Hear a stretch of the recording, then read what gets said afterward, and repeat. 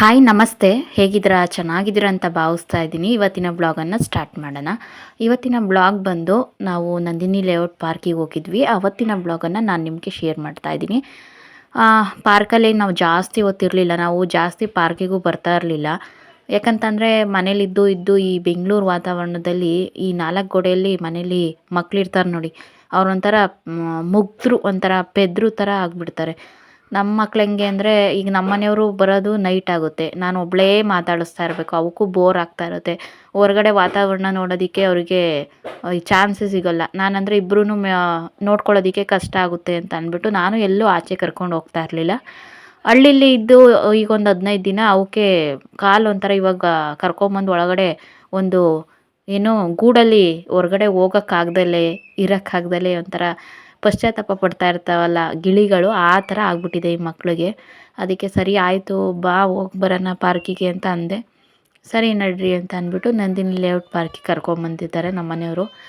ಸ್ವಲ್ಪ ಹೊತ್ತು ಅಲ್ಲೇ ಇರೋವಂಥ ಏನು ಮಕ್ಕಳೆಲ್ಲ ಆಟ ಆಡ್ತಾರಲ್ಲ ಅದರಲ್ಲಿ ಆಟ ಆಡಿಸಿ, ಈ ಜಾರಬಂಡಿ ರೌಂಡ್ಸು ಈ ಥರ ಎಲ್ಲ ಏನು ಜಾಸ್ತಿ ಹೊತ್ತಿರಲಿಲ್ಲ. ಏನೋ ಒಂದು ಸ್ವಲ್ಪ ಹೊತ್ತು, ಏನು ಅರ್ಧ ಗಂಟೆ ಇರ್ಬೋದು ಅಷ್ಟೇ, ಮ್ಯಾಕ್ಸಿಮಮ್ ಅರ್ಧ ಗಂಟೆ ಅಷ್ಟೇ, ಅದ್ರ ಮೇಲೆ ಇರಲಿಲ್ಲ. ಆ ಥರ ಆಟ ಆಡಿಸ್ಬಿಟ್ಟು ಆಮೇಲೆ ಕರ್ಕೊಂಬಂದ್ವಿ. ಒಂಥರ ಬೇಜಾರು ಈ ನೈಟ್ ಹೊತ್ತು ಈ ಥರ ಒಂದು ಅರ್ಧ ಗಂಟೆ ಹೋದ್ರೂ ತುಂಬ ಜನ ಇರ್ತಾರೆ, ಮಕ್ಕಳೆಲ್ಲ ಇರ್ತಾರೆ. ಇನ್ನೂ ಚೆನ್ನಾಗಿ ಆಟ ಆಡೋ ಅಂಥ ಜಾಗಗಳಿರಬೇಕು. ಈ ಪಾರ್ಕು ಅದು ತುಂಬ ಚೆನ್ನಾಗಿತ್ತು, ಆದರೆ ನಾವು ಹೋದಾಗ 7-7:30 ಆಗಿತ್ತಲ್ವ, ಹಂಗಾಗಿ ಎಲ್ಲೂ ಹೋಗ್ಬೇಕಂತನೂ ಅನಿಸ್ಲಿಲ್ಲ. ನಮ್ಮನೆಯವ್ರು ಬೇರೆ ಸಂಡೇ ಆಗಿರೋದ್ರಿಂದ ಡ್ಯೂಟಿಗೆಲ್ಲ ಹೋಗ್ಬಿಟ್ಟು ಬಂದಿದ್ರು, ಅವ್ರಿಗೂ ಸಾಕಾದಂಗೆ ಆಗಿತ್ತಲ್ವ, ಜಾಸ್ತಿ ಹೊತ್ತೇನು ಇರಲಿಲ್ಲ. ಈ ರೌಂಡ್ಸ್ ಬರುತ್ತಲ್ಲ ಹಿಂಗೆ ಕೂರಿಸ್ಕೊಂಡು, ಅದರಲ್ಲಿ ಸ್ವಲ್ಪ ಹೊತ್ತು ಚಿಕ್ಕವನ್ನ ಒಂದು 3 ರೌಂಡ್ ಓಡಿಸಿದ್ರು ಈ ಥರ ಅಷ್ಟೇ. ಜಾಸ್ತಿ ಏನಲ್ಲಿ ಆಟ ಆಡೋ ಅಂಥದ್ದೇನು ಇರಲಿಲ್ಲ. ಯಾವುದಿತ್ತು ಅದರಲ್ಲೇ ಆಟ ಆಡಿಸಿದ್ದಾಯಿತು. ಒಂದೊಂದು ಆಟ ಆಡೋದಕ್ಕೆ ಇನ್ನೂ ಇವನು ಚಿಕ್ಕವನಲ್ವ, ಇನ್ನೂ 3.5 ವರ್ಷ, ಹಂಗಾಗಿ ಕೆಲವೊಂದೊಂದು ಅದೇ ಈಗೆಲ್ಲನೂ ಅಪ್ಪೆಲ್ಲ ಹತ್ತೋದು, ಆಮೇಲೆ ಮತ್ತು ಇಳಿಯೋದು, ಕಂಬಿಗಳೆಲ್ಲ ಇರುತ್ತಲ್ಲ ಅದರಲ್ಲೆಲ್ಲ ಹತ್ತಿಸ್ಲಿಲ್ಲ. ಇವನೇನೋ ಹೋಗೋಕ್ಕೆ ಅಂತ ಹೋದ, ಬಿದ್ದರೆ ನಮಗೆ ಭಯ, ಹಂಗಾಗಿ ನಾನೇನು ಕಳಿಸ್ಲಿಲ್ಲ. ಆಮೇಲೆ ಅಲ್ಲಿಂದ ಬರ್ತಾ ಏನಾದರೂ ತಿನ್ನೋಣ ಅಂತ ಪಾನಿಪುರಿ ತಿಂದ್ಕೊಂಡು ಮನೆಗೆ ಬಂದ್ವಿ. ಅವನಿಗೆ ನನ್ನ ಮಗನಿಗೆ, ದೊಡ್ಡವನಿಗೆ ಸ್ವಲ್ಪ ಮೋಷನ್ ಪ್ರಾಬ್ಲಮ್ಮು. ಏನೇ ಮಾಡಿದ್ರೂ ಅವನಿಗೆ ಮೋಷನ್ ಪ್ರಾಬ್ಲಮ್ಮು. ಈ ಓಮ್ ವಾಟರು ಹಾಕಿದ್ರೆ ಸಲೀಸಾಗಿ ಹೋಗ್ತಾರೆ ಅಂತ ಅಂದ್ಬಿಟ್ಟು ಹೇಳಿದ್ದಾರೆ. ನೋಡೋಣ, ಹಾಕೋಣ, ಟ್ರೈ ಮಾಡೋಣ ಅಂತ ಅಂದ್ಬಿಟ್ಟು ತಂದಿದ್ದೀನಿ. ಪರವಾಗಿಲ್ಲ, ಇವಾಗ ಅದು ಹಾಕಿದ್ಮೇಲೆ ಸಲೀಸಾಗಿ ಹೋಗ್ತಾನೆ. ಅದಕ್ಕೆ ಎಲ್ಲರೂ ಸಜೆಸ್ಟ್ ಮಾಡಿದ್ರಲ್ಲ ಅಂತ ಅಂದ್ಬಿಟ್ಟು ತೊಗೊಂಬಂದೆ. ಅದೇ ಮೆಡಿಕಲ್ ಸ್ಟೋರಲ್ಲಿ ಅವರು ಹೇಳಿದ್ರು, ಒಂದು 5 ml ಡೈಲಿ ಹಾಕಿ ಅಂತ. ನೋಡೋಣ, ಹಾಕ್ತಾಯಿದ್ದೀನಿ. ಒಂದು ಸಲ ಏನೋ ಸಲೀಸಾಗಿ ಹೋಗಿದ್ದಾನೆ, ನೆಕ್ಸ್ಟು ಹೆಂಗೆ ಮಾಡ್ತಾನೆ ನೋಡಬೇಕು. ಹಾಗೆಯೇ ಅವತ್ತು ನೈಟ್ ಬಂದು ನಾನು ಮತ್ತೆ ವೀಡಿಯೋ ಏನು ಶೇರ್ ಮಾಡೋಕ್ಕೆ ಹೋಗಿಲ್ಲ. ಯಾಕಂತ ಅಂದರೆ ನಾನು ನೈಟು ಸ್ವಲ್ಪ ಲೇಟ್ ಆಗಿರೋದ್ರಿಂದ ನಾವು ಹೊರಗಡೆ ಎಲ್ಲೂ ಊಟ ಮಾಡಿರಲಿಲ್ಲ. ನಾವು ಹೊರಗಡೆ ಊಟ ಮಾಡೋದಕ್ಕೂ ಇವಾಗ ನಿಜವಾಗ್ಲೂ ಒಂದೊಂದು ರೂಪಾಯಿನೂ ನಾವು ಕೂಡಿಟ್ಕೋಬೇಕು, ಆ ಥರ ನನಗೆ ಸಿಚುವೇಶನ್ ಇರೋದು. ನೀವು ನಂಬಲ್ಲ, ನಿಜವಾಗ್ಲೂ ಎಷ್ಟು ಕಷ್ಟ ಇದೆ ಅಂತ ಅಂದರೆ, ಬೆಂಗಳೂರು ವಾತಾವರಣ ಯಾವುದಕ್ಕೂ ಬೇಡ, ಆ ಥರ ಆಗಿಬಿಟ್ಟಿದೆ. ಇಬ್ಬರು ದುಡಿದ್ರೂ ಕಷ್ಟ, ಒಬ್ಬರು ದುಡಿದ್ರೆ ಇನ್ನೂ ಕಷ್ಟ, ಆ ಥರ ಆಗಿಬಿಟ್ಟಿದೆ. ಬಸ್ಸಾರು ಮಾಡಿದೆ ನೈಟು, ಹಂಗಾಗಿ ನಾನು ಅದೇನು ಶೇರ್ ಮಾಡ್ಕೊಳಕ್ಕೆ ಹೋಗಲಿಲ್ಲ. ಆದರೂ ನೆಕ್ಸ್ಟ್ ಡೇ ನಾನು ಶೇರ್ ಮಾಡ್ಕೊತಾ ಇರೋದು. ಬೆಳಗ್ಗೆನೇ ಮುದ್ದೆ ಮಾಡಿದ್ದೆ, ಸಾಂಬಾರು ಕಾಳು ಎಲ್ಲ ಬಿಸಿ ಮಾಡ್ತಾಯಿದ್ದೆ. ಮಕ್ಳಿಗೂ ಸ್ವಲ್ಪ ರೈಸ್ ಮಾಡಿ ಎಲ್ಲ ತಿನ್ನಿಸ್ದೆ. ನಮ್ಮ ಚಿಕ್ಕವನು ನೋಡಿ ಈ ರೀತಿ ಆಟ ಆಡ್ತಾಯಿದ್ದಾನೆ. ನಮ್ಮ ಮನೆಯವ್ರು ಸೊಸೈಟಿ ಅಕ್ಕಿ ತಂದಿಲ್ಲ ಅಂದಿದ್ದಿದ್ರೆ ಊರಿಗೆ ಹೋಗಿ, ಅಂದರೆ ಅವರು ಮೆದೆ ಹಾಕೋದಕ್ಕೆ ಅಂತ ಹೋಗಿದ್ರು. ಊರಲ್ಲಿ ರಾಗಿ ಕುಯ್ಸಿದ್ವಲ್ಲ, ಮೆದೆ ಹಾಕಬೇಕಾಗಿತ್ತು. ಆವಾಗ ಅಲ್ಲಿಂದ ಬರ್ತಾ ತೊಗೊಂಬಂದಿರೋದು ಅಕ್ಕಿನ, ಅಂದರೆ ಸೊಸೈಟಿ ಅಕ್ಕಿನ.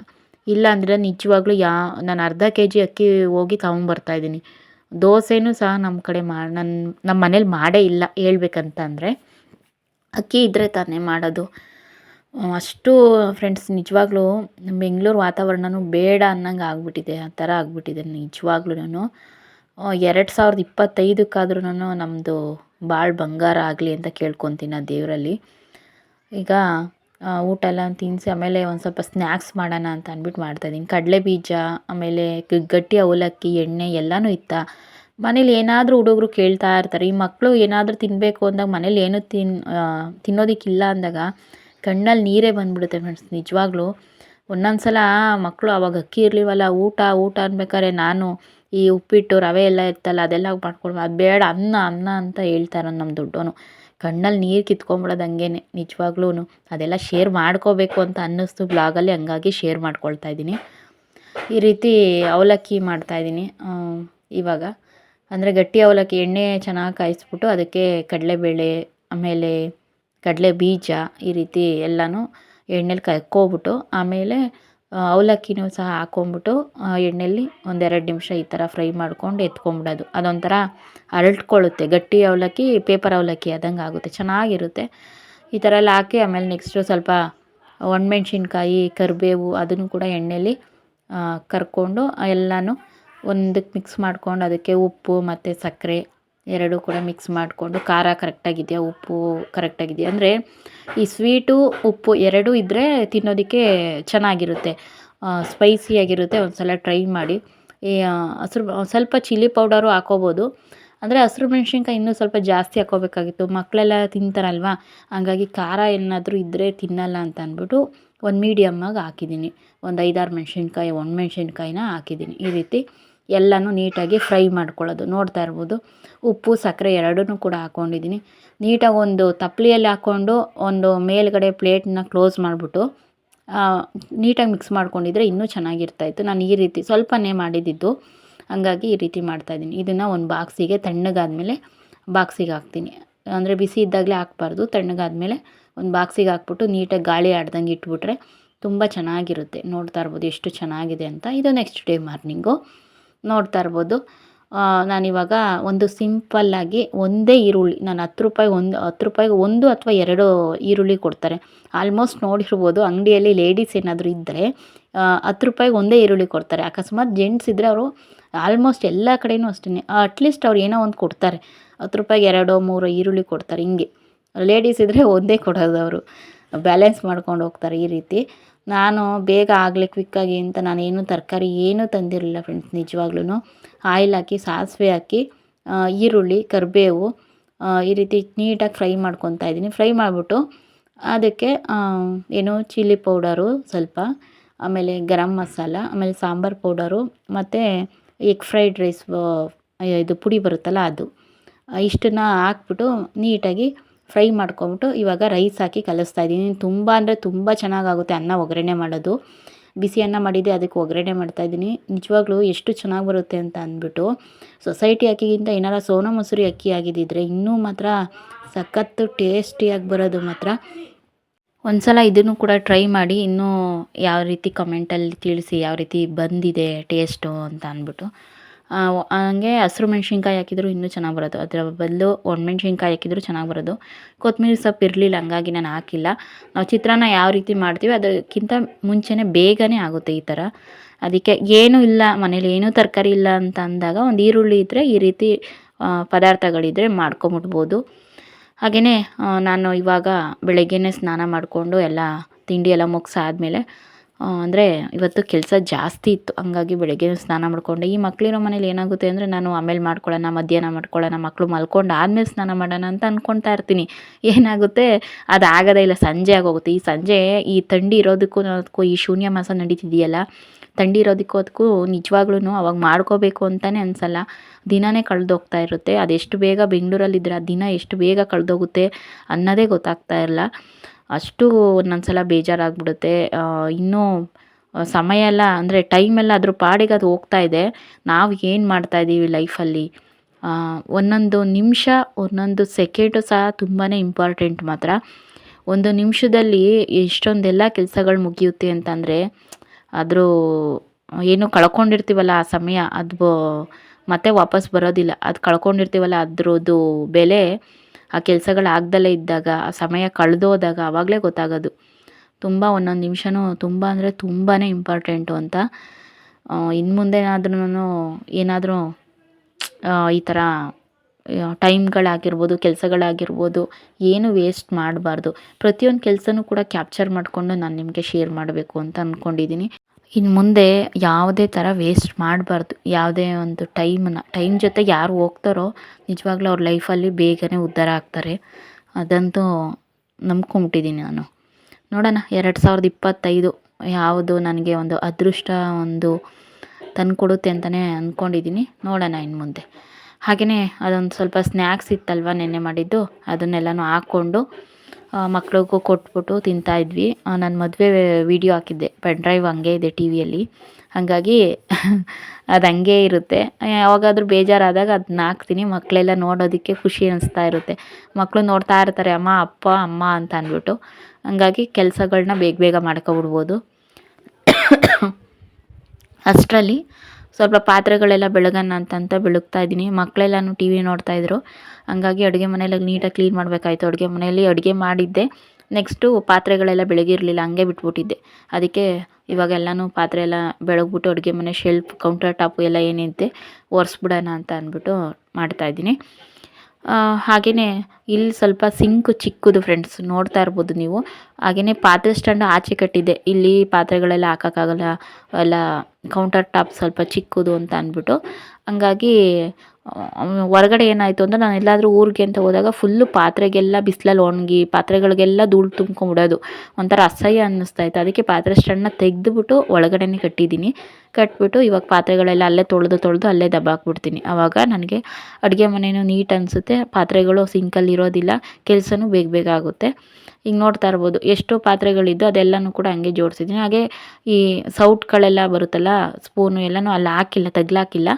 ಅಂದರೆ ಒಂದು ಕುಕ್ಕರ್ ಒಳಗಡೆ ನಾನು ಯೂಸ್ ಮಾಡ್ದಲೇ ಇರೋಂಥ ಒಂದು ಕುಕ್ಕರ್ ಒಳಗಡೆ ಈ ರೀತಿ ಎಲ್ಲನೂ ಆರ್ಗನೈಸ್ ಮಾಡಿದ್ದೀನಿ. ಬೇಕಾದಾಗ ಪಟ ಪಟ ಅಂತ ತಗೋಬೋದು ಅಂತ ಅಂದ್ಬಿಟ್ಟು ಈ ರೀತಿ ಒಂದು ಚಿಕ್ಕದು, ಇದು ತೀರಾ ಅಗಲ ಇಲ್ಲ ಕೌಂಟರ್ ಟಾಪು, ಸ್ವಲ್ಪ ಚಿಕ್ಕದೇನೆ, ಇದರಲ್ಲೇ ಮ್ಯಾನೇಜ್ ಮಾಡ್ಕೊಂಡು ಹೋಗ್ತಾಯಿದ್ದೀನಿ. ಹಾಗೆಯೇ ಇಲ್ಲಿ ಸಿಂಕು ಅಷ್ಟೇ, ಸ್ವಲ್ಪ ಮುದ್ದೆದು ಪಾತ್ರೆ ಇನ್ನೂ ನೆಂದಿರಲಿಲ್ಲ, ಹಾಗೆ ಇಟ್ಟಿದ್ದೀನಿ. ನೀರನ್ನು ಹಾಕ್ಬಿಟ್ಟು ನೆನ್ಕೊಂಡಿರಲಿ ಚೆನ್ನಾಗಿ, ನೈಟ್ ಊಟ ಎಲ್ಲ ಆದಮೇಲೆ ನೀಟಾಗಿ ತೊಳೆದಿಡೋಣ ಅಂತ ಅಂದ್ಬಿಟ್ಟು. ಇವಾಗ ಫೈನಲಿ ಅಡುಗೆ ಮನೆಯೆಲ್ಲ ನೀಟಾಗಿ ಕ್ಲೀನ್ ಆಯಿತು. ಒಂದು ಸಲ ತೋರಿಸ್ತೀನಿ ನೋಡಿ ಯಾವ ರೀತಿ ಇದೆ ಅಂತ ಅಂದ್ಬಿಟ್ಟು. ನನಗೆ ಇಷ್ಟು ಮನೆಗಳಲ್ಲಿ ಚೇಂಜ್ ಮಾಡಿರೋದ್ರಲ್ಲಿ ಇಲ್ಲಿ ಈ ಮನೆ ತುಂಬಾ ಇಷ್ಟ ಆಯಿತು. ಹಾಗೆಯೇ ಅಡುಗೆ ಮನೆಯೂ ಅಷ್ಟೇ ಇಷ್ಟ ಆಯಿತು. ಹಂಗಾಗಿ ನೋಡಬೇಕಾದ್ರೆ ನನಗೇನೆ ಬೆಂಗಳೂರಲ್ಲಿ ಇರಬೇಕು ಅಂತ ನನಗೆ ಅನ್ನಿಸ್ತಾ ಇಲ್ಲ. ಏನಾದರೂ ಒಂದು ಅಚೀವ್ ಮಾಡಬೇಕಂದ್ರೆ ನಾನು ನಮ್ಮೂರಲ್ಲೇ ಇರಬೇಕು. ಆದರೆ ಏನಂತ ಅಂದರೆ, ಅಚೀವ್ ಮಾಡಬೇಕು ಅನ್ನೋದಕ್ಕಿಂತ ಇನ್ನೊಂದು ತುಂಬ ಅಂದರೆ ತುಂಬ ಕಷ್ಟ ಆಗ್ತಾಯಿದೆ. ಏನಂತಂದರೆ ಬೆಳಗ್ಗೆ ಎದ್ದು ಒಂದು 100-200 ರೂಪಾಯಿ ದುಡ್ಡು ಬೇಕೇ ಬೇಕು. ಎಲ್ಲಾದರೂ ಹೊರಗಡೆ ಮಕ್ಳನ್ನ ಕರ್ಕೊಂಡು ಹೋಗ್ತೀನಿ ಅಂದರೆ ಸಿಕ್ಕಾಪಟ್ಟೆ ಕೇಳ್ತಾನೆ ಇರ್ತವೆ, ಏನಾದರೂ ಒಂದು ಕೊಡಿಸೋವರೆಗೂ ಬಿಡಲ್ಲ. ಅಟ್ಲೀಸ್ಟ್ ನಮ್ಮ ಹತ್ರ ದುಡ್ಡು ಇದ್ದರೂ ಇಲ್ದಲೇ ಇದ್ರೂ ಈ ಮಕ್ಕಳು ಹಿಂಸೆ ಕೊಡೋದಕ್ಕೆ ಕೊಡಿಸ್ಲೇಬೇಕಾಗುತ್ತೆ. ಎಷ್ಟು ಅಂತ ಸಾಲ ಮಾಡೋಕ್ಕಾಗುತ್ತೆ ಅಲ್ವಾ. ಅಂಗಡಿಯಲ್ಲಿ ಅಂದರೆ ಅವ್ರಿಗೆ ಹೇಳಿರೋ ಟೈಮಿಗೆ ನಾವು ದಿನಸಿದಾಗಲಿ ಏನೇ ಆಗಲಿ ಕೊಡಲಿಲ್ಲ ಅಂದಾಗ, ಅವ್ರಿಗೂ ನಮ್ಮ ಜೊತೆ ಚೆನ್ನಾಗಿದ್ರೂ ಕೂಡ ಒಂದೊಂದು ಸಲ ಎಲ್ಲರೂ ಕೂಡ ಹೊಟ್ಟೆಪಾಡಿಗೆ ಎಲ್ಲ ಮಾಡೋದು. ಹಂಗಾಗಿ ದುಡ್ಡು ಕೊಡ್ದಲೇ ಇದ್ದಾಗ ಅವರು ಬೇಜಾರು ಮಾಡ್ಕೊತಾರೆ. ಈ ಥರ ಪರಿಸ್ಥಿತಿಗಳು ಬೆಂಗಳೂರಲ್ಲಿ ಬೇಜಾನು ಅನುಭವಿಸ್ಬಿಟ್ಟಿದ್ದೀನಿ. ಅಂದರೆ ಕೊಟ್ಟಿರ್ತಾರಲ್ಲ ಅವರೆಲ್ಲರೂ ಕೂಡ ಶ್ರೀಮಂತರಲ್ಲ, ಬಡವರೇನೆ.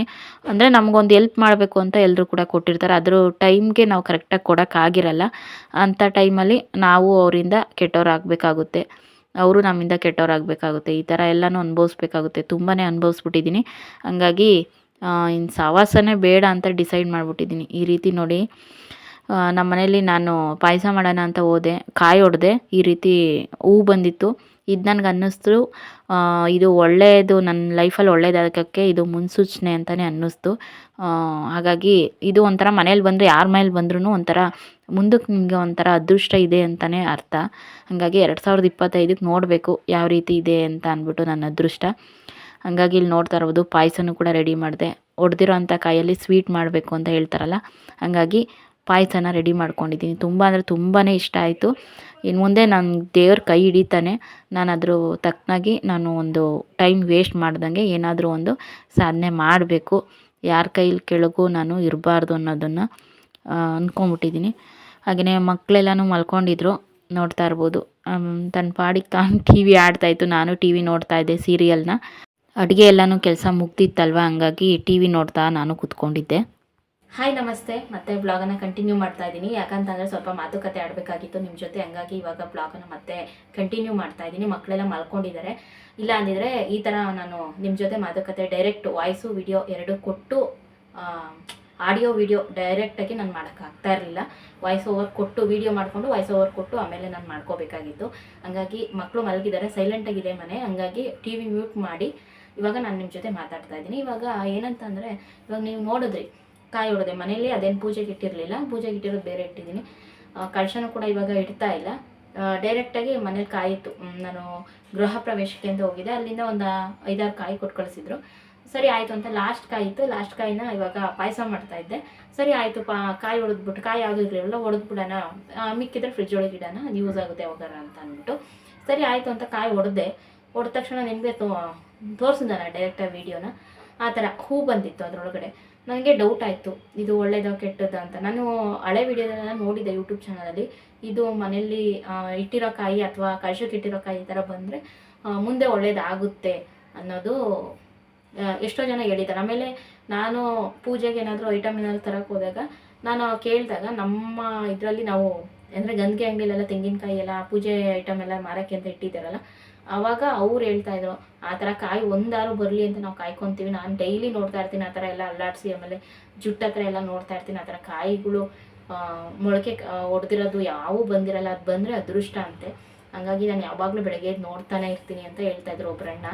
ಹಂಗಾಗಿ ಸರಿ ಮನೇಲಾದರೂ ಆಯಿತು ಅಂಗಡಿಲಾದರೂ ಆಯಿತು ವ್ಯಾಪಾರ ಮಾಡೋರ ಹತ್ರ ಈ ಥರ ಬಂದರೆ ಅದೊಂಥರ ಲಕ್ ಅಂತ ಹೇಳ್ತಾರೆ. ಆಮೇಲೆ ನನಗೆ ಹೊಳಿತು ಇದನ್ನು ಅಂತ ಅಂದ್ಬಿಟ್ಟು ಹಂಗೂ ಒಂದ್ಸಲಿ ಊರಿಗೆ ಫೋನ್ ಮಾಡಿ ಕೇಳಿದೆ, ಇಲ್ಲ ಅದು ಹಾಕ್ಬೋದು ಅಂತ ಅಂದ್ಬಿಟ್ಟು ಅಂದರು ಸಾರಿಗೆ ಎಲ್ಲನೂ. ಸರಿ ಅದು ಸ್ವೀಟ್ ಎಲ್ಲ ಮಾಡ್ತಾ ಇರೋದು ಹೆಂಗಿದ್ರು ಪಾಯಸ, ಶಾವಿಗೆ ಪಾಯಸ, ಸರಿ ಹಾಕೋಣ ಅಂತ ಹಂಗೂ ತಿಂದು ನೋಡಿದ್ದೀನಿ ನೋಡಿ ನಾನು ವೀಡಿಯೋದಲ್ಲಿ. ತುಂಬ ಅಂತಾರೆ ಟೇಸ್ಟ್ ಚೆನ್ನಾಗಿದೆ, ಮಾತ್ರ ಎಷ್ಟು ಚೆನ್ನಾಗಿದೆ ಅಂತ ಅಂದ್ಬಿಟ್ಟು ನಾನು ಯಾವತ್ತೂ ಹೊಡೆದಿರೋದು ಆ ಥರ ಬಂದಿರೋದು ಕಾಯಿನ ಸುಮಾರು ಒಂದು 2-3 ಸತಿ ನೋಡಿದೆ. ಅದೇ ನಾನು ಹಾಲು ಕಿಚನಲ್ಲಿ ಇದ್ದಾಗ ಯೂಟ್ಯೂಬ್ ಸ್ಟಾರ್ಟ್ ಮಾಡಿರೋದು ಅವಾಗಲೇ ಅಲ್ವಾ, ಅವಾಗ ನನಗೆ ಲೆಕ್ಕ ಅನ್ನೋದು ಬಂದಿತ್ತಲ್ಲ, ಅವಾಗ ನಾನು ಎಷ್ಟೋ ಸಲ ನನಗೆ ಅದ್ರ ಬಗ್ಗೆ ಗೊತ್ತೇ ಇಲ್ಲ. ಆವಾಗ ನಾನೇನು ಮಾಡಿದ್ದೆ, ಅದನ್ನು ಬಿಸಾಕ್ಬಿಟ್ಟಿದ್ದೆ. ನನಗಷ್ಟು ಪರಿಜ್ಞಾನ ಇರಲಿಲ್ಲ ಅದ್ರ ಬಗ್ಗೆ. ಆವಾಗ ಅದರಿಂದ ನನಗೆ ಯೂಟ್ಯೂಬು ಅದಾಗಿ 1-2 ತಿಂಗಳಷ್ಟರೊಳಗಡೆ ನನಗೆ ಪೇಮೆಂಟ್ ಎಲ್ಲ ಬರ್ತಾಯಿತ್ತು ಯೂಟ್ಯೂಬಿಂದ. ಆವಾಗ ಅನ್ನಿಸ್ತು, ಆಮೇಲೆ ಹೇಳಾದ್ಮೇಲೆ ಇದು ಒಳ್ಳೆಯ ಸೂಚನೆ ಅಂತ. ಇವಾಗಲೂ ಅಷ್ಟೇ ಒಂದು ಒಳ್ಳೆಯ ಸೂಚನೆ ಅಂತ ಬಂದಿದೆ, ನೋಡೋಣ ಹೆಂಗಾಗುತ್ತೆ ಅಂತ. ಅದು ಮನೇಲಿ ಹೊಡೆದಿದ್ದಲ್ವ, ಆಮೇಲೆ ಅದನ್ನು ಎಲ್ಲ ರುಬ್ಬಿಟ್ಟು ಹಾಕಿದ್ದೀನಿ, ಚೆನ್ನಾಗಿದೆ. ಮನೆ ಮಂದಿ ಮಕ್ಕಳೆಲ್ಲ ತಿಂದ್ಬಿಟ್ರೆ ಒಳ್ಳೆಯದು ಅಂತ ಅನ್ನಿಸ್ತು. ಹಂಗಾಗಿ ಅದನ್ನು ಮಾಡಿದ್ದೀನಿ. ಇದು ಒಂದು ಶುಭ ಸೂಚನೆ ಬಂತು. ಇನ್ನೊಂದು 2024 ಮುಗಿತಾ ಬರ್ತಾಯಿದೆ, ಇನ್ನೊಂದು 4-5 ದಿನ ಕಳೆದ್ರೆ 2024ನೇ ವರ್ಷಕ್ಕೆ ಕೊನೆ ಅಂತ್ಯನ ಆಡಬಹುದು. ಇವಾಗ 2025 ಇಂದ ನನ್ನ ಲೈಫ್ ಹೇಗಿರುತ್ತೆ ಅಂತ ನಾನು ನೋಡ್ಕೋಬೇಕಾಗಿದೆ. ಸತತವಾಗಿ ನಾನು ಕಷ್ಟಪಡೋಕ್ಕೆ ರೆಡಿ ಇದ್ದೀನಿ, ಪಡ್ತಾನೆ ಇರ್ತೀನಿ. ಯಾವಾಗ ಪ್ರತಿಫಲ ಸಿಗುತ್ತೋ ಸಿಗಲಿ. ತುಂಬಾ ಕಷ್ಟಪಟ್ಟಿದ್ದೀನಿ, ಅದೆಲ್ಲ ವೀಡಿಯೋದಲ್ಲಿ ಹೇಳೋದಕ್ಕಾಗಲ್ಲ. ಇವಳೇನು ಬಂದಂಗೆ ಹೇಳ್ಕೊಬೋದು ಅಂತ ಅನ್ನಿಸ್ಬೋದು, ಆದರೆ ಅವರವರು ಪಟ್ಟಿರೋ ಕಷ್ಟ ಅವ್ರಿಗೆ ಗೊತ್ತಿರುತ್ತೆ. ಎಲ್ಲನೂ ಮೇಂಟೈನ್ ಮಾಡಿಕೊಂಡು ಯಾರೂ ಸಪೋರ್ಟ್ ಇಲ್ದಲೇ ಮಾಡಬೇಕು ಅಂದಾಗ ತುಂಬಾ ಅದರಿಂದ ಎಫರ್ಟು ತುಂಬಾ ಇರುತ್ತೆ. ಅದು ಎಫರ್ಟ್ ಏನು ಅನ್ನೋದು ನನಗೆ ಗೊತ್ತಿದೆ. ನಾನು ಮಾಡಿರೋ ಇದಕ್ಕೆ ಕೆಲವೊಂದು ಸತಿ ವೀಡಿಯೋನು ಕೂಡ ಅಪ್ಲೋಡ್ ಮಾಡಿಲ್ಲ, ಅದಕ್ಕೆಲ್ಲನೂ ಬೇರೆ ಕಾರಣಗಳು, ಮಾನಸಿಕವಾಗಿ ದೈಹಿಕವಾಗಿ ಏನೋ ಇರುತ್ತೆ. ಅದೆಲ್ಲನೂ ಕೂಡ ನಾವು ವೀಡಿಯೋದಲ್ಲಿ ಪರ್ಸ್ನಲಾಗಿ ಎಲ್ಲನೂ ಕೂಡ ಹೇಳ್ಕೊಳೋದಕ್ಕಾಗಲ್ಲ. ಮುಂದಕ್ಕೆ ವೀಡಿಯೋಸ್ ಎಲ್ಲ ಮಾಡ್ತೀನಲ್ವ, ಹಾಗಾಗಿ ನಿಮಗೆ ಗೊತ್ತಾಗುತ್ತೆ. ಇನ್ನೊಂದು ಮುಖ್ಯವಾದ ವಿಚಾರ, ನನಗೆ ಸ್ವಲ್ಪ ಸಮ ಸಂಖ್ಯೆಗಿಂತ ಬೆಸ ಸಂಖ್ಯೆ ತುಂಬಾ ಅದೃಷ್ಟ ಕೊಡುತ್ತೆ. ಅಂದರೆ ಇವಾಗ 2024 ಬಂದು ಸಮ ಸಂಖ್ಯೆ ಆಯಿತು. 2025 ಇವಾಗ ಏನು ಹೊಸ ವರ್ಷ ಬರುತ್ತೆ ಅದು ಬೆಸ ಸಂಖ್ಯೆ ಆಗಿರುತ್ತೆ. 2022ರಲ್ಲಿ ಯೂಟ್ಯೂಬ್ ಸ್ಟಾರ್ಟ್ ಮಾಡಿದ್ದೆ. 2023ಕ್ಕೆ ನನಗೆ ಯೂಟ್ಯೂಬ್ ಎಲ್ಲ ಮಾನಿಟೈಸೇಷನ್ ಆಯಿತು. ಅದಾದಮೇಲೆ ಅರ್ನಿಂಗ್ಸ್ ಆಯಿತು. ತುಂಬ ತಿಂಗಳ ಮಂತ್ಲಿ ಅರ್ನಿಂಗ್ಸ್ ಆಗ್ತಾಯಿತ್ತು. ಅದಾದಮೇಲೆ ನನ್ನ ಚಿಕ್ಕ ಮಗುಗೆ ನಾನು ಪ್ರೆಗ್ನೆಂಟ್ ಆದೆ. ಆಮೇಲೆ ಅದು ನೋಡಿದ್ರೆ ಗಂಡು ಮಗುನೇ. ಆಮೇಲೆ ಚೆನ್ನಾಗೆಲ್ಲ ಆಯಿತು. 2024ನೇ ವರ್ಷ, ಈ ವರ್ಷ ಇದೆಯಲ್ಲ, ತುಂಬಾ ಕಷ್ಟಪಟ್ಟೆ, ಸಖತ್ತಾಗಿ ಕಷ್ಟಪಟ್ಟಿದ್ದೀನಿ ನಾನು. ಸಿಕ್ಕಾಪಟ್ಟೆ ನನಗೆ ಹೇಳ್ಕೊಳ್ಳೋದಕ್ಕಾಗಲ್ಲ. ಹಂಗಾಗಿ 2024 ನಾನು ನೆನೆಸ್ಕೊಳ್ಳೋದಕ್ಕೂ ಹೋಗೋದಿಲ್ಲ. ಅದರಿಂದ ನಾನು ಲಾಭ ಪಟ್ಕೊಳ್ಳೋದಕ್ಕಿಂತ ತುಂಬಾ ನಷ್ಟ ಅನುಭವಿಸಿರೋದೇ ಜಾಸ್ತಿ. ಹಾಗಾಗಿ ಮುಂದೆ ವೀಡಿಯೋದಲ್ಲಿ ನಾನು ಹೇಳ್ಕೊಳ್ತಾ ಹೋಗ್ತೀನಿ, ಶೇರ್ ಮಾಡ್ತೀನಿ ನಾನು ನಿಮಗೆ. ಈಗ 2025 ಬೆಸ ಸಂಖ್ಯೆ, ಹಾಗಾಗಿ ನನಗೆ ಅದೃಷ್ಟ ಇದೆ. ಎಕ್ಸಾಂಪಲ್ ಕೊಡ್ತೀನಿ ನೋಡಿ. ನಾನು ಹುಟ್ಟಿದ್ದು ಆಗಸ್ಟ್ 3, ಅದು ಬೆಸ ಸಂಖ್ಯೆ. ನನ್ನ ದೊಡ್ಡ ಮಗ ಹುಟ್ಟಿದ್ದು ಮಾರ್ಚ್ 30, ಅದು 3 ಬೆಸ ಸಂಖ್ಯೆ. ನನ್ನ 2ನೇ ಮಗ ಹುಟ್ಟಿದ್ದು ಸೆಪ್ಟೆಂಬರ್ 3, ಅದು ಬೆಸ ಸಂಖ್ಯೆ. ನಮ್ಮ ಯಜಮಾನ್ರದ್ದು, ನಮ್ಮ ಮನೆಯವ್ರದ್ದು ಇದೆಯಲ್ಲ, ಅದು ಕನ್ಫರ್ಮಾಗಿ ಗೊತ್ತಿಲ್ಲ. ಅವ್ರು ಸ್ಕೂಲ್ಗೆ ಏನು ಕೊಟ್ಟಿದ್ರು ಅವಾಗ ಅವ್ರ ಅಪ್ಪ ಅಮ್ಮ ಅದನ್ನು ಸ್ವಲ್ಪ ಆ ಥರ ಇಟ್ಕೊಂಡಿದ್ದಾರೆ ಡೇಟ್ ಆಫ್ ಬರ್ತು. ಹಂಗಾಗಿ ಕನ್ಫರ್ಮ್ ಗೊತ್ತಿಲ್ಲ, ಅವ್ರದ್ದೇನು ನಾನು ಇಟ್ಕೊಳಕ್ಕೆ ಹೋಗಿಲ್ಲ. ಆದರೆ ನಮ್ಮ 3 ಜನಕ್ಕೆ ಪಕ್ಕ ಇದೆ. ಹಂಗಾಗಿ ನನ್ನ ಲೈಫ್ಗೆ ಬೆಸ ಸಂಖ್ಯೆನೇ ಜಾಸ್ತಿ ಜ್ಯೋತಿಷ್ಯ ಶಾಸ್ತ್ರ ಪ್ರಕಾರ ನನಗೆ ಬೆಸ ಸಂಖ್ಯೆನೇ ಆಗಿಬರುತ್ತೆ. ಹಾಗಾಗಿ ನಾನು ಅದೊಂದು ನಂಬಿಕೆ ಇಟ್ಕೊಂಡಿದ್ದೀನಿ, ದೇವ್ರ ಮೇಲೆ ನಾನು ನಂಬ್ತೀನಿ, ದೇವ್ರನ್ನ ನಾನು ನಂಬ್ತೀನಲ್ವ. ಹಂಗಾಗಿ ಈ ಅಂದರೆ ಜ್ಯೋತಿಷ್ಯ ಶಾಸ್ತ್ರ, ಸಂಖ್ಯಾಶಾಸ್ತ್ರ ಇದನ್ನೆಲ್ಲ ನಾನು ನಂಬ್ತೀನಿ. ಹಂಗಾಗಿ ಇದನ್ನೇ ಇಟ್ಕೊಂಡಿದ್ದೀನಿ. ನಾನು ಸತತವಾಗಿ ಕಷ್ಟಪಡೋಕ್ಕೆ ರೆಡಿ ಇದ್ದೀನಿ. 2025 ನನಗೆ ಲಕ್ ಬರಲಿ ಅಂತ ನಾನು ದೇವರಲ್ಲಿ ಕೇಳ್ಕೊತೀನಿ. ಇಷ್ಟು ದಿನ ನೀನು ಕಷ್ಟಪಟ್ಟಿರೋ ಸಾಕಮ್ಮ, ಕೊಟ್ಟು ನೋಡಿದ್ಯಾ, ಕಿತ್ಕೊಂಡು ನೋಡಿದ್ಯಾ, ಈ ಸತಿ ಕೊಟ್ಟು ನೋಡು. ಎಲ್ಲ ಟೈಮಲ್ಲೂ, ಎಲ್ಲ ದಿನಗಳಲ್ಲೂ, ಎಲ್ಲ ಟೈಮ್ ಅಂದರೆ ಎಲ್ಲ ಟೈಮ್ಗಳಲ್ಲಿ ಕೊಟ್ಟಾಗ ಕಿತ್ಕೊಂಡಾಗ ಎಲ್ಲ ಒಂದೇ ಥರ ಇರ್ತೀನಿ ಅಂತಲೇ ಹೇಳೋದಕ್ಕೆ ಇಷ್ಟಪಡ್ತೀನಿ. ಅದಾದಮೇಲೆ ಇನ್ನೊಂದು ತುಂಬ ಮುಖ್ಯವಾಗಿದ್ದು ಒಂದು ವಿಚಾರ ಹೇಳ್ತೀನಿ. ನಾನು ಬೆಂಗಳೂರಲ್ಲಿ ಇರೋದು ಬೇಡ ಅಂತ ಡಿಸೈಡ್ ಮಾಡಿದ್ದೀನಿ. ಯಾಕಂತಂದರೆ ಊರ ಸೈಡೇ ಹೋಗ್ತಾ ಇದ್ದೀನಿ, ಅರಸೀಕೆರೆ ಸೈಡು. ಹಂಗಾಗಿ ನಾನು ಇನ್ಸ್ಟಾಗ್ರಾಮಲ್ಲೂ ಕೂಡ ಅರಸು ಕೇರಿ ಅಂತಲೇ ಹಾಕ್ಕೊಂಡಿದ್ದೀನಿ, ಹೊಸ ಇನ್ಸ್ಟಾಗ್ರಾಮ್ ID. ಅದರಲ್ಲಿ ಜಾಸ್ತಿ ಆ್ಯಕ್ಟಿವ್ ಆಗಿರ್ತೀನಿ, ನೋಡ್ತಾ ಇರಿ, ಫಾಲೋ ಮಾಡಿ. ಫ್ರೆಂಡ್ಸ್ ಆ್ಯಂಡ್ ಫ್ಯಾಮಿಲಿ ಮೆಂಬರ್ಸ್ಗೂ ಕೂಡ ಶೇರ್ ಮಾಡಿ, ಅವರು ಫಾಲೋ ಆಗಲಿ. ಯೂಟ್ಯೂಬ್ಗಲ್ಲಿ ಯಾರೆಲ್ಲ ಸಬ್ಸ್ಕ್ರೈಬರ್ಸ್ ಇದ್ದೀರೋ ಅವರು ಇನ್ಸ್ಟಾಗ್ರಾಮ್ಗೆ ಹೋಗಿ ಫಾಲೋ ಮಾಡಿ. ಆಮೇಲೆ ಯೂಟ್ಯೂಬಲ್ಲಿ ಯಾವ ರೀತಿ ನನ್ನನ್ನು ಎಂಕರೇಜ್ ಮಾಡ್ತೀರಾ, ಅದಾದಮೇಲೆ ಸಪೋರ್ಟ್ ಮಾಡ್ತಾ ಇದ್ದೀರಾ, ಹಿಂಗೆ ನನಗೆ ಗೌರವ ಕೊಡ್ತಾ ಇದ್ದೀರಾ, ಅದೇ ರೀತಿ ನನ್ನ ಇನ್ಸ್ಟಾಗ್ರಾಮು ಅರಸು ಕೇರಿ, ಅದರಲ್ಲೂ ಕೂಡ ನೀವು ನನಗೆ ಫಾಲೋ ಮಾಡಿ. ಸಪೋರ್ಟು ಹಿಂಗೆ ಇರಲಿ, ಅದರಲ್ಲೂ ಇನ್ನೂ ಹೆಚ್ಚೆಚ್ಚು ಸಪೋರ್ಟ್ ಮಾಡ್ತಾ ಹೋಗಿ. ಇನ್ಮೇಲೆ ಹಳ್ಳಿ ಬ್ಲಾಗ್ಸ್ ಎಲ್ಲ ಬರುತ್ತೆ, ನೀವು ನೋಡಿ. ಅಂದರೆ ಬೆಂಗಳೂರಲ್ಲಿ ಬಂದು ಹೋಗಿ ಮಾಡ್ತಾ ಇರ್ತೀನಿ. ಇನ್ನು ಊರಲ್ಲೇ ಇರಬೇಕು ಅಂತ ಅಂದ್ಕೊಂಡಿದ್ದೀನಿ. ಇನ್ನೊಂದು 2-3 ತಿಂಗಳು ಬಂದು ಹೋಗಿ ಮಾಡ್ತೀನಿ, ಆಮೇಲೆ ಪರ್ಮನೆಂಟಾಗಿ ಅಲ್ಲೇ ಇರ್ತೀನಿ, ಆಯಿತಾ. ಯಾಕೆ ನನಗೆ ಬೆಂಗಳೂರು ಆಗಿ ಬರ್ತಾಯಿಲ್ಲ. ಏನಾದರೂ ಫ್ರೆಂಡ್ಸ್ ಸ್ವಂತ ಅನ್ನೋದು ಇರಬೇಕು, ಇಲ್ಲ ಮನೆ ಲೀಸಿಗೆ ಹಾಕ್ಸ್ಕೊಂಡಿರ್ಬೇಕು, ಇನ್ನೊಂದು ಇಲ್ಲ ಯಾವುದಾದ್ರೂ ಸೈಟ್ ಇರಬೇಕು, ಅಥವಾ ಯಾರು ಮಾಡ್ಕೊಡೋರು, ಅದು ಇದು ನಂಗೆ ಹೇಳೋದ್ಕಿಂತ ನಿಮಗೆ ಅರ್ಥ ಆಗುತ್ತೆ. ಆ ಥರ ಇದ್ದರೆ ಏನೋ ಒಂದು ಮಾಡ್ಬೋದು. ಒಬ್ಬರು ದುಡಿಯೋದು, 3-4 ಜನ ಮನೇಲಿ ಕುತ್ಕೊಂಡು ತಿನ್ನೋದು, ಈ ಥರ ಆದರೆ ನಿಜವಾಗ್ಲೂ ತುಂಬಾ ಕಷ್ಟ ಆಗುತ್ತೆ. ಅವರವರು ಈಗ ದುಡಿಯೋ ಗಂಡಸಿಗೆ 100 ಕಮಿಟ್ಮೆಂಟ್ ಇರ್ತವೆ, ನಮಗೂ ಹೇಳ್ಕೊಂಡಿರಲ್ಲ, ಅಥವಾ ಅವ್ರ ಪರ್ಸ್ನಲ್ ಏನಾದರೂ ಇರ್ತದೆ.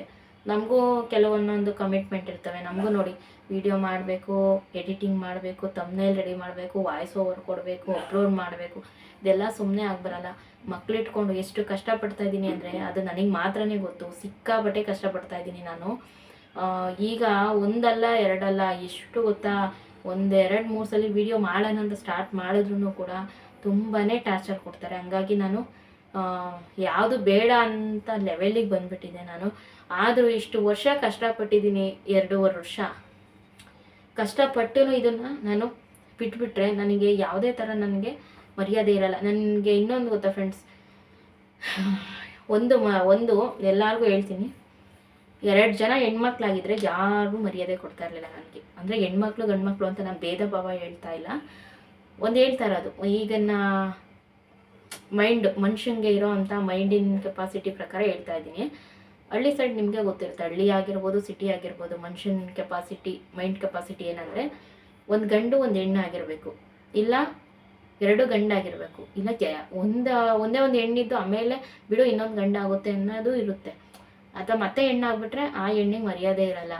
ದುಡ್ಡು ಕಾಸು ಇದ್ರೂ ಅವ್ರ ಮನಸ್ಸಲ್ಲಿ ಏನಿರುತ್ತೆ, ಅಯ್ಯೋ ಒಂದು ವಂಶ ಬೆಳೆಯೋಕೆ ಒಂದು ಗಂಡು ಮಗ ಇಲ್ವಲ್ಲ, ಈ ಥರ ಎಲ್ಲ ಇರುತ್ತೆ. ಅಯ್ಯೋ ಇಷ್ಟೊಂದೆಲ್ಲ ಆಸ್ತಿ ಪಾಸ್ತಿ ಇದ್ರೂ ಒಂದು ವಾರಸ್ದಾರ ಇಲ್ವಲ್ಲ, ಹೆಣ್ಮಕ್ಳೇ ಆದ್ವಲ್ಲ, ಈ ಥರನೂ ಇರುತ್ತೆ. ಹಂಗಾಗಿ ಆ ಥರ ನನಗೇನಾರ ಬಂದಿದ್ದಿದ್ರೆ ಪರಿಸ್ಥಿತಿ, ಈಗಿರೋ ಪರಿಸ್ಥಿತಿಲಿ ಮತ್ತೆ ನನಗೆ 2 ಹೆಣ್ಣೆ ಆಗಿದ್ದಿದ್ರೆ, ಅಯ್ಯೋ ನನ್ನ ಪಾಡು ಹೇಳ್ತೀರಾ, ನಾಯಿ ಪಾಡಾಗ್ತಾಯಿತ್ತು ನಿಜವಾಗ್ಲೂ. ಅಂಥ ಪರಿಸ್ಥಿತಿಯಲ್ಲಿ ನಾನು ಇರ್ತಾಯಿದ್ದೆ. ಏನೋ ದೇವರು ನಿನ್ನ ಪರಿಸ್ಥಿತಿ ಹಿಂಗೈತೆ, ಇರಲಿ ನಿನಗಿದು 2 ಗಂಡು ಮಕ್ಕಳು ತಗೋ, ನಿನಗೆ ಮುಂದಕ್ಕೆ ಇರು, ಒಟ್ಟಿನ ಕಷ್ಟಪಡು, ಇನ್ನೂ ನಾನು ಇದ್ದೀನಿ ನಿನ್ನ ಜೊತೆ ಅಂತ ಏನೋ ನೋಡಿಕೊಂಡು ಆ ದೇವರು ನನಗೆ 2 ಗಂಡು ಮಕ್ಕಳೇ ಕೊಟ್ಟಿದ್ದಾನೆ. ನನಗೆ ಗೊತ್ತೇ ಇಲ್ಲ ನಾನು ಪ್ರೆಗ್ನೆಂಟು ಅಂತ ಅಂದ್ಬಿಟ್ಟು. ಚಿಕ್ಕವನಲ್ಲಿ ಒಂದು 5 ತಿಂಗಳಾದ್ಮೇಲೆ ನನಗೆ ಗೊತ್ತಾಗ್ತಾಯಿದೆ ನಾನು ಪ್ರೆಗ್ನೆಂಟು ಅಂತ ಅಂದ್ಬಿಟ್ಟು. ಅಲ್ಲಿವರೆಗೂ ನಾನು ಏನೇನೆಲ್ಲ ಎಕ್ಸಸೈಸು ಅದೇನೇನು ಮಾಡಿದ್ನೋ, ಬೆಲ್ಟ್ ಎಲ್ಲ ಹಾಕ್ಕೊಂಡಿದ್ದ, ಅದು ನನಗೆ ಗೊತ್ತು. ಎಕ್ಸಸೈಸ್ ಮಾಡೋದು, ಓಡೋದು, ಮೆಟ್ಲಿಳಿಯೋದು, ಆಮೇಲೆ ಜಂಪ್ ಮಾಡೋದು, ಆಮೇಲೆ ಏನೇನೋ ಮಾಡಾಕ್ಬಿಟ್ಟೆ ಬಿಡಿ. ಅದೊಂಥರ ಗಟ್ಟಿ ಜೀವ ನನ್ನ ಚಿಕ್ಕವನು, ಏನು ಮಾಡಿದ್ರು ಉಳ್ಕೊಂಬಿಟ್ಟಿದ್ದಾನೆ. ಹಂಗಾಗಿ 2 ಗಂಡು ಮಕ್ಕಳೇ. ಅದಾದಮೇಲೆ ಇವಾಗ ನನ್ನ ಕೈಯಲ್ಲಿ ಆಗೋದು ಅರಸೀಕೆರೆಗೆ ಹೋಗಿ ಆದಷ್ಟು ಒಂದಿನಕ್ಕೆ ಎಷ್ಟು ವೀಡಿಯೋ ಆಗುತ್ತೋ ಅಷ್ಟು ವೀಡಿಯೋ ತೆಗಿಯೋದು, ಅಪ್ಲೋಡ್ ಮಾಡೋದು ಅಷ್ಟೇ. ನನ್ನ ಡೈಲಿ ರೋಟೀನಲ್ಲಿ ಯಾವ ರೀತಿ ಇರುತ್ತೆ ಅಂತ ನೀವು ನೋಡ್ಬೋದು ಅಷ್ಟೇ. ಬೆಂಗಳೂರು ಜೀವನ ಅಲ್ವೇ ಅಲ್ಲ ಫ್ರೆಂಡ್ಸ್. ನಾನೇನೋ ಅಂದ್ಕೊಂಡಿದ್ದೆ ಬೆಂಗಳೂರು ಜೀವನ ಅಂದರೆ ದುಡಿಬೇಕು, ದುಡ್ದಿದ್ದ ಪ್ರಕಾರಕ್ಕೆ ಬೆಳಗ್ಗೆ ಎದ್ದು ಒಂದು 200-300 ರೂಪಾಯಿ ದುಡ್ಡು ಹೋಗ್ತಾನೆ ಇರುತ್ತೆ ಮಕ್ಕಳಿರೋ ಮನೇಲಂತೂ. ಯಾರು ಬೆಂಗಳೂರು ಜೀವನ ನಡೆಸ್ತಾ ಇದ್ದೀರಾ, ಯಾರೆಲ್ಲ ನೋಡ್ತಾ ಇದ್ದೀರಾ ಅವ್ರಿಗೆ ಗೊತ್ತಿರುತ್ತೆ ಬೆಂಗಳೂರು ಜೀವನ ಎಂಥದ್ದು ಅಂತ ಅಂದ್ಬಿಟ್ಟು. ಬರೀ ದುಡ್ಡು ಖರ್ಚು ಮಾಡ್ತಾನೆ ಇರೋದು. ಬೆಳಗ್ಗೆ ಎದ್ದು ದುಡ್ಡು ಇಲ್ಲ ಅಂದರೆ ಬೆಂಗಳೂರಲ್ಲಿ ಜೀವನ ನಡೆಯಲ್ಲ ಆಯಿತಾ. ಅಷ್ಟು ಮಾತ್ರ ಸತ್ಯ. ಅಪ್ಪ ನಿಜವಾಗ್ಲೂ ನಂಬ್ತೀರಾ, ಕಣ್ಣಲ್ಲಿ ನೀರು ಬರುತ್ತೆ. 10 ರೂಪಾಯಿಗೆ ಹೋಗಿ 2 ಈರುಳ್ಳಿ ತೊಗೊಂಬಂದು ನಾನು ಮೇಂಟೈನ್ ಮಾಡ್ತಾಯಿದ್ದೀನಿ. ನಂಬ್ತೀರಾ ನೀವು? ನಂಬಲ್ಲ. ನಮ್ಮ ಮನೆಯವ್ರು ಊರಿಗೆ ಹೋಗಿ ಅಕ್ಕಿ ತರಲಿಲ್ಲ ಅಂದರೆ ಹೆಂಗೋ ಚಿಲ್ಲರೆ ಕಲ್ದ್ರೆ ಕಾಸನ್ನ ಕೂಡಿಟ್ಕೊಂಡು ಹೋಗಿ ನಾನು ಅಕ್ಕಿ ತಂದು ಅನ್ನ ಮಾಡಬೇಕಾಗಿತ್ತು. ನಂಬ್ತೀರಾ? ನಂಬಲ್ಲ ಯಾರು. ಅಷ್ಟು ಕಣ್ಣಲ್ಲಿ ನೀರು ಹಂಗೆ ಸುರಿದ್ಬಿಡುತ್ತೆ. ಈ ಥರ ಪರಿಸ್ಥಿತಿ ಏನೋ ಮನುಷ್ಯನ ಕಣ್ಣು ಬಿತ್ತೋ ಅಥವಾ ನಾವೇ ನಮ್ಮ ಕೆಲಸ ಮಾಡ್ದಲ್ಲೇನೋ ಅಥವಾ ಬೇರೆ ಏನೋ ಒಂದು ಸುಮ್ಮನೆ ಯೋಚನೆ ಮಾಡ್ಕೊಂಡು ಅವ್ರಂಗಂದ್ರು ಇವರು ಹಿಂಗೆ ಉದ್ಧಾರ ಆದರು, ನಾವ್ಯಾಕೆ ಹಿಂಗಿದ್ದೀವಿ ಸುಮ್ಮನೆ ಯೋಚನೆಲ್ಲೇ ಮುಳುಗೋದ್ವು ಏನೋ ನಿಜವಾಗ್ಲೂ ಗೊತ್ತಿಲ್ಲ. 2024 ಹಿಂದಕ್ಕೆ ಹೋಗಿ ನಾನು ನೆನೆಸ್ಕೊಳ್ಳೋದಕ್ಕೂ ಹೋಗೋದಿಲ್ಲ. ಅವಮಾನಗಳನ್ನೆಲ್ಲ ನೆನೆಸ್ಕೊಳ್ತೀನಿ. ಅವಮಾನ ಆಗಿರೋತವಲ್ಲ ಅಂದರೆ ಅವಮಾನ ಆಗಿರೋತವ ಸನ್ಮಾನ ಆಗಬೇಕು. ಹಂಗಾಗಿ ನನಗಿರೋದು ಒಂದು ಕೊನೆ ಆಯ್ಕೆ, ಅದು ಊರಿಗೆ ಹೋಗಿ ಯಾವತ್ತಿದ್ರೂ ಹೋಗಲೇಬೇಕಾಗಿತ್ತು. ಸಾಯೋ ಅಷ್ಟರೊಳಗಡೆ ಆದ್ರೂ ನಾನು ಆ ಊರಿನ ಮಣ್ಣಲ್ಲಿ ನಾನು ಸೇರಬೇಕಾಗಿತ್ತು ಭೂಮಿ ಮೇಲೆ.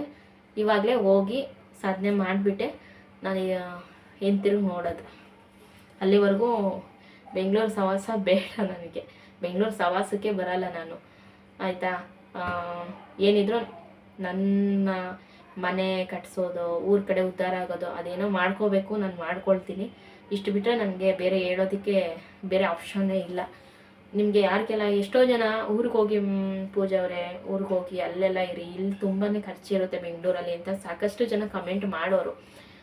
ಅದೇನೋ ಹೇಳ್ತಾರಲ್ಲ ಫ್ರೆಂಡ್ಸ್, ಕೆಟ್ಟ ಮೇಲೆ ಮನುಷ್ಯನಿಗೆ ಬುದ್ಧಿ ಬರುತ್ತೆ ಅಂತ. ಆ ಥರ ಯಾರಾದರೂ ಸಪೋರ್ಟಿಗೆ ಇರಬೇಕು ಅಥವಾ ಒಬ್ಬರು ದುಡಿಬೇಕು, ಇಬ್ಬರು ದುಡಿಬೇಕು. ಒಬ್ರದ್ದು ಪೂರ್ತಿ ಖರ್ಚಾದರೆ ಇನ್ನೊಬ್ರದ್ದು ಪೂರ್ತಿ ಉಳಿಬೇಕು, 1 ರೂಪಾಯಿ ಖರ್ಚಾಗಬಾರ್ದು. ಆ ಥರ ಇದ್ದರೆ ಬೆಂಗಳೂರು. ಅದು ಇಲ್ಲ ಅಂದರೆ ಒಬ್ಬರು ದುಡ್ದು 4 ಜನ ಕೂತ್ಕೊಂಡು ತಿನ್ನೋದು ಅಂದರೆ ಅದೆಲ್ಲ ಬರಲ್ಲ. ಅದಕ್ಕೆ ಯಾರು ಏನೇ ಅನ್ನಲಿ ಮುಖ ಮೂತಿ ನೋಡೋದಿಲ್ಲ. ಅವ್ರಂದ್ರೆ ಹಿಂಗೆ ಒರೆಸ್ಕೊಂಡು ಸುಮ್ಮನೆ ಹೋಗ್ತಾ ಇರೋದು. ನಾವು ಒಂದು ಲೆವೆಲಿಗೆ ಬರೋವರೆಗೂ ಮನುಷ್ಯ ಇವತ್ತು ಅವನು ಈ ಲೆವೆಲಿಗೆ ಇರ್ಬೋದು, ನಾವು ಈ ಲೆವೆಲಿಗೆ ಇರ್ಬೋದು. ನಾಳೆ ದಿನ ನಾವು ಆ ಲೆವೆಲಿಗೆ ಹೋಗ್ತೀವಿ, ಆ ಮನುಷ್ಯ ಈ ಲೆವೆಲಿಗೆ ಬರ್ತಾನೆ. ಅವಮಾನ ಮಾಡಿರೋನಿಗೆ ಹೇಳ್ತಾ ಇರೋದು.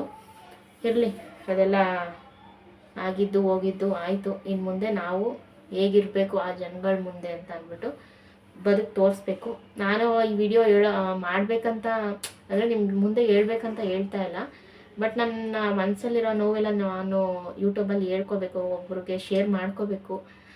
ಅಟ್ಲೀಸ್ಟು ಇದರಲ್ಲಿ ನಾನೇನೋ ಹೇಳ್ತಾ ಇದ್ದೀನಿ ಅಥವಾ ಇವಳೇನೋ ಹೇಳ್ತಾವಳೆ ಸುಮ್ಮನೆ ಕಾಕಳಿ ಬುಕ್ಕಳಿ ಅಂತ ಹೇಳ್ತಾ ಇದ್ದಾಳೆ ಅಂತ ಅಂದ್ಬಿಟ್ಟು ಬೇರೆಯವರು ಈ ವಿಡಿಯೋನ ಸ್ಕಿಪ್ ಮಾಡಿ ನೋಡ್ಬೋದು, ಸ್ಕಿಪ್ ಮಾಡಿಬಿಟ್ಟು ಮುಂದೆ ಹೋಗ್ಬೋದು. ಬಟ್ ಇದರಲ್ಲಿ 10 ಜನ ನೋಡ್ತಾ ಇದ್ದಾರೆ. ಅದರಲ್ಲಿ ಒಂದು 4 ಜನನಾದ್ರೂ ಓ ಹೌದಲ್ವಾ ಈ ಥರ ಪರಿಸ್ಥಿತಿ ಇದೆ, ಹೌದು ಇವಳು ತಗೊಂಡಿರೋ ನಿರ್ಧಾರ ಸರಿ ಇದೆ ಅಂತ ಒಂದು 4 ಜನ 4 ಜನಕ್ಕೆ ಪಾಸಿಟಿವ್ ಆಗಿ ಅವರು ಥಿಂಕಿಂಗ್ ಮಾಡ್ತಾರಲ್ವ, ಅಂಥವರಿಗೆ ಮಾತ್ರ ನಾನು ಈ ವಿಡಿಯೋನ ಅರ್ಪಣೆ ಮಾಡ್ತೀನಿ ಅಷ್ಟೇ. ಓಕೆ, ಈ ವ್ಲಾಗನ್ನು ಇಲ್ಲಿಗೆ ಎಂಡ್ ಮಾಡೋಣ ಅನ್ಕೊತಾ ಇದ್ದೀನಿ. ಯಾಕಂದರೆ ತುಂಬ ಲಾಂಗ್ ಆಯಿತು ಈ ವಿಡಿಯೋ, ಹಂಗಾಗಿ ಇಲ್ಲಿಗೆ ಎಂಡ್ ಮಾಡ್ತೀನಿ. ಇನ್ನು ನಾಳೆ ಹೊರಡಬೇಕು ಅಂತ ಅಂದ್ಕೊಂಡಿದ್ದೀನಿ. ನಾಳೆ ಅರಸೀಕೆರೆ ಹತ್ರ ಇಡಿಗರ ಹಟ್ಟಿ, ಚಲ್ಲಾಪುರ ಇಡಿಗರ ಹಟ್ಟಿ ನನ್ನ ಮನೆ. ಯಾರಾದರೂ ಆ ಕಡೆ ಸಬ್ಸ್ಕ್ರೈಬರ್ಸ್ ತುಂಬಾ ಜಾಸ್ತಿ ಜನ ಇದ್ದೀರಾ ನನಗೆ ಗೊತ್ತು, ಅರಸೀಕೆರೆ ಸೈಡು. ಯಾರಿಗಾದರೂ ಇಂಟ್ರೆಸ್ಟ್ ಇದ್ದರೆ ನನ್ನ ಇನ್ಸ್ಟಾಗ್ರಾಮ್ ಐಡಿಯಲ್ಲಿ ವಾಟ್ಸಪ್ ನಂಬರ್ ಕೊಟ್ಟಿದ್ದೀನಿ. ಬರೀ ವಾಟ್ಸಪ್, ಓನ್ಲಿ ವಾಟ್ಸಪ್. ಇನ್ಸ್ಟಾಗ್ರಾಮಲ್ಲಿ ಏನು ಬಯೋ ಲಿಂಕ್ ಇದೆಯಲ್ಲ ಅಲ್ಲಿ ನಾನು ವಾಟ್ಸಪ್ ನಂಬರ್ ಕೊಟ್ಟಿದ್ದೀನಿ. ಅದಕ್ಕೆ ಬೇಕಾದರೆ ಮೆಸೇಜ್ ಮಾಡ್ಬೋದು, ನನ್ನ ಕಾಂಟ್ಯಾಕ್ಟ್ ಮಾಡ್ಬೋದು. ಅದಾದಮೇಲೆ ನಾನು ಮೀಟ್ ಮಾಡ್ಬೋದು. ನಾನು ಅರಸೀಕೆರೆಯಲ್ಲೇ ಇರ್ತೀನಿ ಎನಿ ಟೈಮ್ ಆಯಿತಾ. ನಾನು ಆ ಕಡೆ ನಾನು ಹೇಳ್ತಾ ಇರೋದು ಅರಸೀಕೆರೆ ಸೈಡು ಸುತ್ತಮುತ್ತ ಹಳ್ಳಿಯವ್ರು ಇರ್ತಾರಲ್ಲ ಆ ಕಡೆ ವ್ಯೂವರ್ಸಿಗೆ ಹೇಳ್ತಾ ಇರೋದು ಅಷ್ಟೇ. ಇಷ್ಟಪಡೋರು ಎಲ್ಲಿದ್ದರೂ ಇಷ್ಟಪಟ್ಟೇ ಪಡ್ತಾರೆ. ಬೆಂಗಳೂರಲ್ಲಿದ್ದರೂ ಅಷ್ಟೇ, ನಾನು ದುಬೈಯಲ್ಲಿದ್ದರೂ ಅಷ್ಟೇ, ಫಾರಿನಲ್ಲಿದ್ದರೂ ಅಷ್ಟೇ, ಎಲ್ಲಿರೋ ಜನ ನನ್ನನ್ನು ಇಷ್ಟಪಡ್ತಾರೆ ಅಂತಲೇ ಭಾವಿಸಿದ್ದೀನಿ.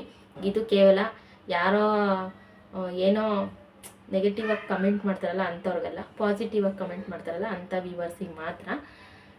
ನಾನು ನನ್ನ ಇನ್ಮುಂದೆ ಬ್ಲಾಗು ಊರಲ್ಲಿರೋ ಬ್ಲಾಗ್ಗಳು ಬರ್ತದೆ. ದಯವಿಟ್ಟು ನನಗೆ ಸಪೋರ್ಟ್ ಮಾಡಿ. ಹೀಗೇ ಇನ್ನೂ ಹೆಚ್ಚೆಚ್ಚು ವೀಡಿಯೋಗಳನ್ನ ಶೇರ್ ಮಾಡ್ತಾ ಇರ್ತೀನಿ. ನೀವು ಎಂಥ ವೀಡಿಯೋನ ನೀವು ಕಮೆಂಟ್ ಬಾಕ್ಸಲ್ಲಿ ಹೇಳ್ತಿರೋ ಅಂಥ ವೀಡಿಯೋಸ್ ಎಲ್ಲನೂ ಕೂಡ ನಾನು ಮಾಡೋದಕ್ಕೆ ರೆಡಿ ಇದ್ದೀನಿ. ಆದಷ್ಟು ಬೇಗ ಊರಿನ ಬ್ಲಾಗ್ ಎಲ್ಲ ಬರುತ್ತೆ. ಬೇಗ ಸಬ್ಸ್ಕ್ರೈಬ್ ಆಗಿ, ಫ್ರೆಂಡ್ಸ್ ಆ್ಯಂಡ್ ಫ್ಯಾಮಿಲಿ ಮೆಂಬರ್ಸ್ಗೂ ಕೂಡ ಶೇರ್ ಮಾಡಿ. ನನ್ನ ಇನ್ಸ್ಟಾದಲ್ಲಿ ಹೋಗ್ಬಿಟ್ಟು ಫಾಲೋ ಮಾಡಿ. ಡಿಸ್ಕ್ರಿಪ್ಷನಲ್ಲಿ ನಾನು ಲಿಂಕನ್ನು ಆ್ಯಡ್ ಮಾಡ್ತಾ ಇರ್ತೀನಿ ಯಾವಾಗಲೂ ಡೈಲಿ ಬ್ಲಾಗಲ್ಲಿ. ದಯವಿಟ್ಟು ಶೇರ್ ಮಾಡಿ ಆಯಿತಾ. ಫಾಲೋ ಮಾಡಿ, ಇದರ ಸಬ್ಸ್ಕ್ರೈಬ್ ಮಾಡ್ಕೊಳ್ಳಿ, ಅದರಲ್ಲಿ ಫಾಲೋ ಮಾಡಿ, ಹಾಗೆಯೇ ಕಮೆಂಟು ಮಾಡಿ. Thank you for watching. ಇವಾಗ ನೈಟ್ ಆಗಿದೆ, ಊಟ ಮಾಡಿ ಮಲ್ಕೋಬೇಕು. ಮಕ್ಕಳೆಲ್ಲ ಮಲ್ಕೊಂಡಿದ್ದಾರೆ, ನಮ್ಮ ಮನೆಯವ್ರು ಇನ್ನೂ ಬಂದಿಲ್ಲ. ಆಮೇಲೆ ಅವ್ರಿಗೂ ಊಟ ಕೊಟ್ಟು ಆಮೇಲೆ ಮಲ್ಕೋಬೇಕು. ಓಕೆ ಫ್ರೆಂಡ್ಸ್, ಇವತ್ತಿನ ಬ್ಲಾಗ್ ಇಲ್ಲಿಗೇನೆ ಎಂಡ್ ಮಾಡ್ತೀನಿ. ಇಷ್ಟ ಆಗಿದ್ರೆ ಇವತ್ತಿನ ವಿಡಿಯೋ ಪ್ಲೀಸ್ ಒಂದು ಲೈಕ್ ಮಾಡಿ, ಚಾನಲ್ನ ಸಬ್ಸ್ಕ್ರೈಬ್ ಮಾಡ್ಕೊಳ್ಳಿ. Thank you for watching. Bye.